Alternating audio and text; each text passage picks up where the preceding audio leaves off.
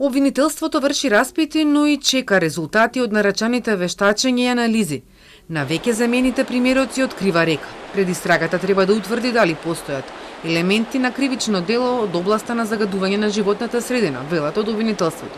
Досега ги добиле анализите од Државниот инспекторат за животна средина, а ги чекаат и они од градоначалникот на Крива Паланка.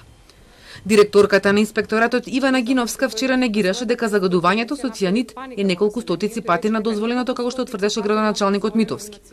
Но на прашањето што покажуваат анализите кои таа ги нарачала, Кусо одговори дека цијаниди во Крива река има помалку од 2. Не откри кога се земени овие примероци и потврди дека на денот кога пукнала цевката во рудникот Ораница, инспекторите не зеле мостри. Екс-министерката за животна средина и подпредседателка на СДСМ, Каја Шукова, во вчерашната топ тема, рече дека испитувањето на градоначалникот покажало присуство на цијанид, 14 пати поголемо од дозволената вредност. Инцидентот во рудникот Ораница бил пријавен навреме, сепак веднаш не биле земени примероци, реагираа и од невладиниот сектор.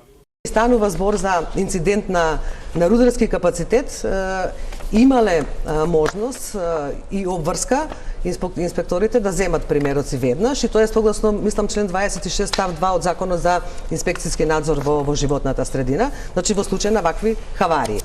Зошто не земале, тоа ќе утврдат истражните органи, меѓутоа требале да земат дента. Реката тече, не стои.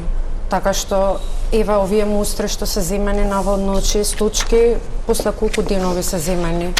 Секако дека нема да го има истото ниво на цијанид, како што го имало во моментот на инцидентот и на хаваријата. Директорот на Булмак 2016 Тоневски во вчерашната топ тема рече дека настанал технички проблем и дека информациите од инспекцијските увиди и неделните анализи, кои по закон фирмата е обврзана да ги прави, ќе се потруди да ги објават наредната недела на нивната веб страница.